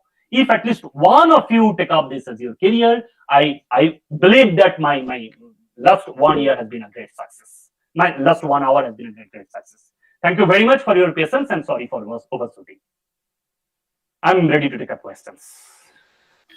Okay, thank you, Professor Pal, for very interesting topic. As you already mentioned, that this is a very interesting era of cosmology, because the dark matter, dark energy are really unexplored issues of cosmology, and you have explained really nicely those issues. So now we have several questions. I think the students are ready to bombard you some questions. Okay, I'm ready. Shoot. Okay. So the first question is again from Kostak Maji. Okay, he's an interesting student. Yeah. If velocity is proportional to distance in expanding universe, velocity can greater than light speed in far enough. So how is this possible? No. Yeah, interesting question, but the answer is no, because as I said, there are other things as well. I talked about, when I say velocity is proportional to distance, this is called the old Hubble law, which was there back in 1920s, when Hubble basically took into consideration only nearby galaxies, where velocity is proportional to distance only. But nowadays, we have been able to prove further and further where velocity is not exactly proportional to distance, but there is a complicated relation from there. This is called luminosity distance, where we need to include the background cosmology as well, and there we need to put, as I said, the contribution from visible matter, contribution from dark matter, contribution of dark energy, and so on and so forth. And it's a very complicated integration. From that integration, we come to the formula, which is not velocity directly proportional to distance, which is not that simple formula. So nowadays, the Hubble's law is a little bit different from the old Hubble's law, but the essence remains the same. The conclusion remains the same. Okay, had it been the old Hubble's law, you are absolutely right that at some point this would have gone beyond C, but this is not the case. This is true only for the nearby galaxies. Okay, is it clear?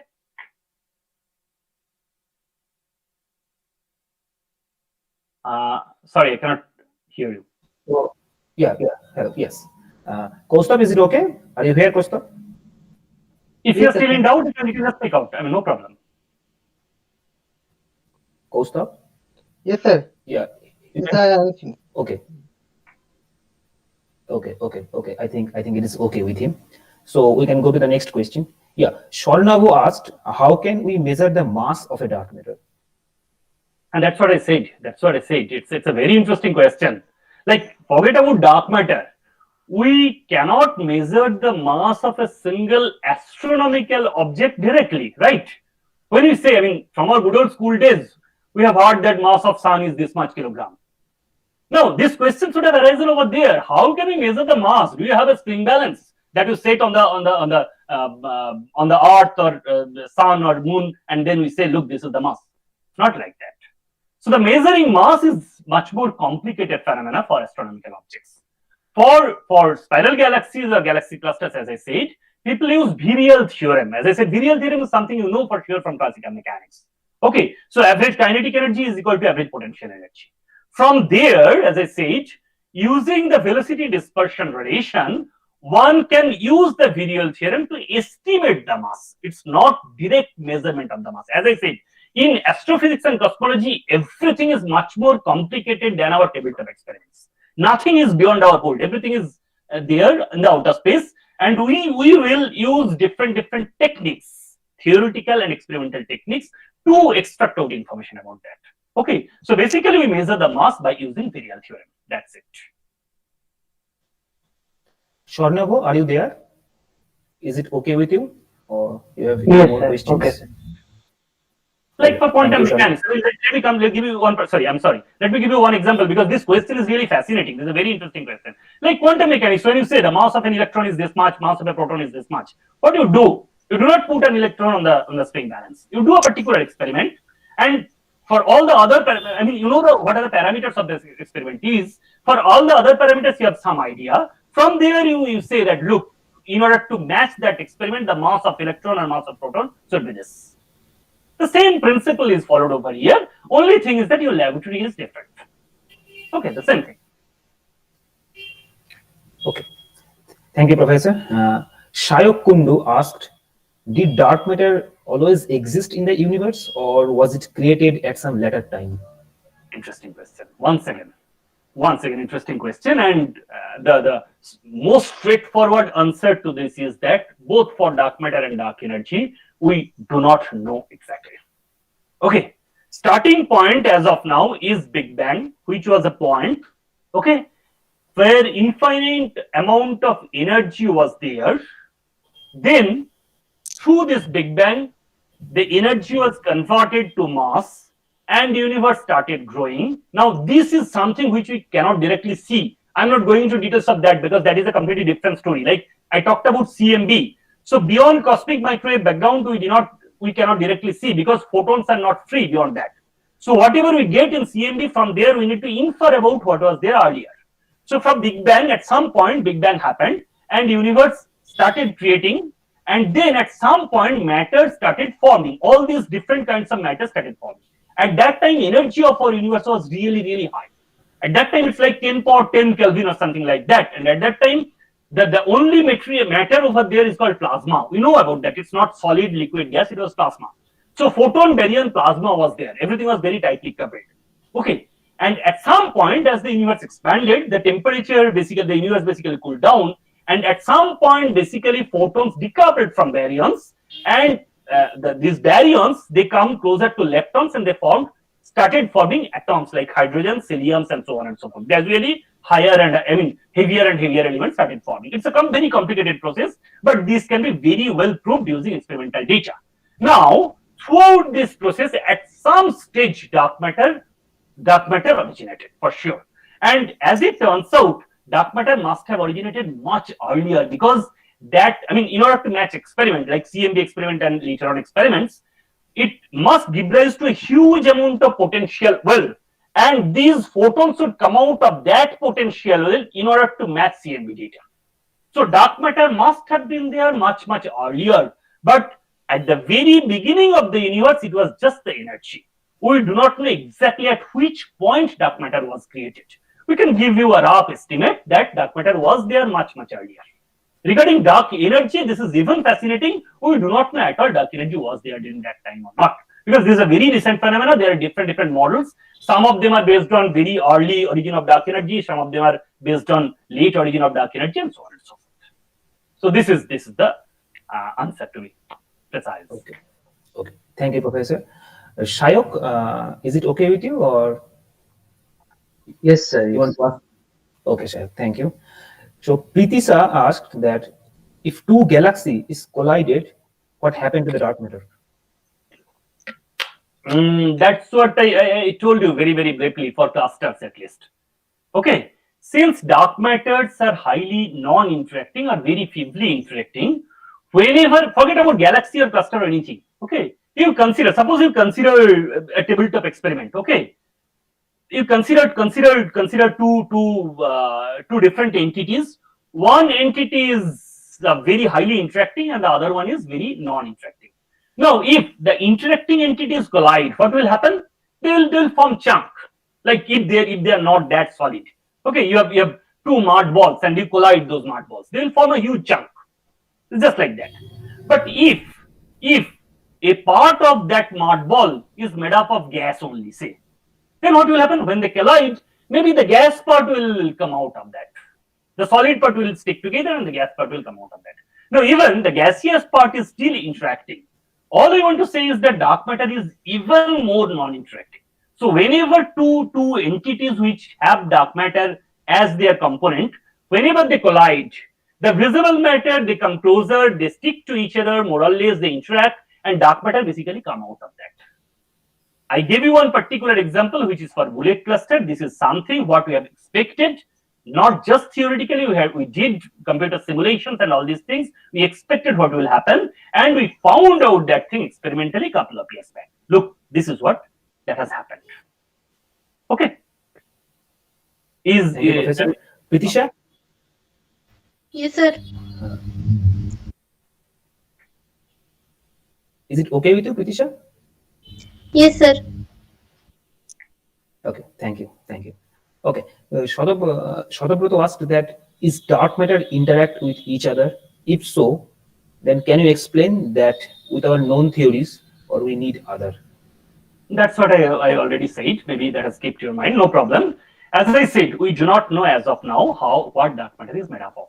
So what we do in the laboratory, in any collider experiments, we consider all possibilities. Like, as I said, this might be weakly interacting acid particles. Okay, and we know for sure, those of you who know a little bit of particle physics, we know standard model of particle physics. From the properties, we know for sure dark matter cannot be made up of standard model of particle physics. Okay, so we need to go beyond standard model. Okay, so now we consider all possible beyond standard model candidates which are very, very weakly interacting. And then we say, if this is dark matter candidate, it must it should little bit, at least very feebly interact with standard model particle, or it should interact with each other. That is called cell interaction. Okay, we considered that, and then by considering those interaction, we calculate the cross sections, and we try to match those cross sections with collider experiments like say Large Hadron Collider or any other colliders in future. Okay. So now this is all we do theoretically. We need to keep our mind open. What is theory and what is experiment? This is all we do theory. We do analytical calculations, we do numerical simulations and all these things. At the end of the day, we estimate the parameters in LHC. Now, final job is to match it with experiment. Till now, we have not been able to find any direct evidence of any interaction regarding and including dark matter in colliders. Okay, so this is still a possibility, but from experimental point of view, we do not know. Okay, this is not ruled out for sure, but this is not yet proved as well. Only when we'll be able to find any experimental evidence in colliders, we'll be able to say if dark matters interact with each other or not. There are cosmological, the telescopic searches as well to find out dark matter collisions and etc. But then there is a completely different ballgame. Till now, the answer is yet we don't know, but this is still a possibility. Shadabroto? Yes, sir. It's okay. Yeah. Okay, Shadabroto, fine. So Professor, are you okay with some 2 or 3 more questions, or should we stop here? Let me just check. Yeah, till 5 p.m. it should be okay. If people are not yet time. Okay, so there's a question that can a galaxy attract another galaxy and they will concentrate at a point? Okay. The precise answer to this question is yes, because as we know, our galaxy Milky Way is coming closer to our neighbor galaxy, which is Andromeda. Okay, so there are lots of dynamics going on. Okay, at some point I already said that the galaxies are moving away from each other. Okay, so galaxies are moving away from each other when background cosmology comes into play. I am talking about different length scales. Okay, like when we do solar system business, we do not consider cosmology. This is an astrophysical phenomenon. So cosmological scale is a particular scale, particular length scale, okay, which is called roughly 0.1 megaparsec. Megaparsec is roughly 3.24 light years and so on and so forth. And parsec is 3.24 light years and so on and so forth. Forget about all these things. It's a typical length scale, after which cosmology comes into play. Cosmology becomes important. At that point, basically galaxies are moving away from each other, which people, I mean, Hubble, studying from Hubble, people have found out. But when the length scale is less than that, okay, like our Andromeda and Milky Way, if we consider that, they are indeed coming closer to each other because gravitational pull is attractive. Gravitation is attractive. There you can use Newton's law of gravity, and you can say if we have two astronomical objects or any two massive objects, okay, they have gravitational pull and they come closer to each other. So the very nearby galaxies which are very close to each other, they indeed are coming closer to each other. But don't worry about that. People have estimated when they will collide. So the estimation about the possible time of collision of Andromeda with Milky Way is millions of years away from today.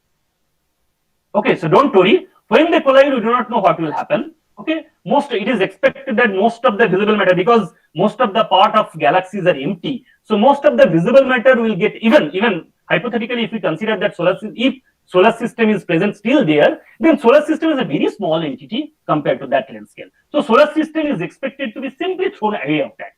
So it will survive for sure, but we will not survive till that point. That's the simple answer. Yeah, we are safe till our lifetime. Exactly. Yeah. So Professor, last question. Why don't we see stars and planets move away from each other, but galaxies move away from each other? I gave the answer in the last question only. Okay. Yeah. Give the answer in the last question because they are pretty closer. Yeah. So they are basically, because of Newtonian gravitational pull, they are coming closer to each other. Cosmology is not playing any important role. Okay. That's the message. Okay. So okay, fine. Once again, we would like to thank Professor Supratik Pal for this very interesting topic about dark matter, dark energy, cosmic microwave background. Personally, I really enjoyed this lecture, and I'm sure all of the participants enjoyed this lecture. So, as a final step, I would like to call our HOD, Department of Physics, Dr. Muralidhar Nandi, to give the vote of thanks. Muralidhar, are you here? Muralidhar, are you here? Yes. Okay, Muralidhar. So please. I take the opportunity to thank Professor S. Pal for his beautiful presentation in simple and lucid language. His valuable lecture help us to know many questions, many queries about our universe, such as percentage of dark matter, dark energy, why are they dark? All such questions we know from his beautiful lecture.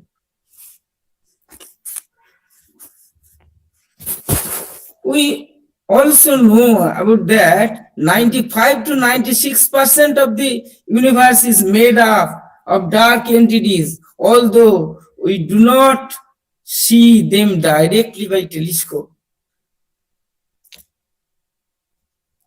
I am thankful to Dr. Gautam Ganguly, coordinator of IQAC Chandernagore, for spending about 1 hour with us. I also express my thanks to Dr. Tanmoy Pal, my youngest colleague, who took leading part to organize this event within a short interval. I am equally thankful to my other colleagues, Dr. R.N. Dev, Dr. P.K. Mukherjee, Dr. A. Kumar, and S.K. Jha, who offered useful suggestions and helps to make the webinar great success. I am also thankful to our students and other participants for their keen interest in the webinar to hear attentively this valuable online speech for about 2 hours. This will motivate them to work on cosmology in future.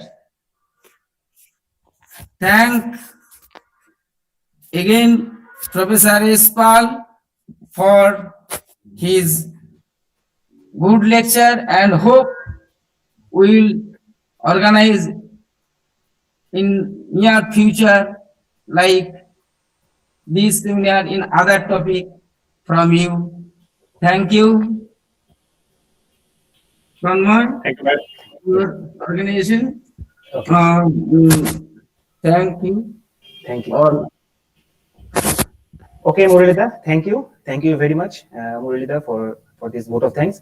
So as a final, I would like to thank again Professor Supratik Pal for his very interesting and very beautiful talk. So it's a webinar, so here is no opportunity to clap you, but I would like to. Yeah, Thank you very much. Thank you. Thank you. I Thank you really for enjoyed my accepting. talk. Thank you Yes. for inviting. Yeah. Thank you. So see you around, and you hope to collaborate in some works in near future. Thank you. Yeah. Sure. Thank you. Okay, Sure. let's finish up. Thank you, Professor. Yeah. Thank you.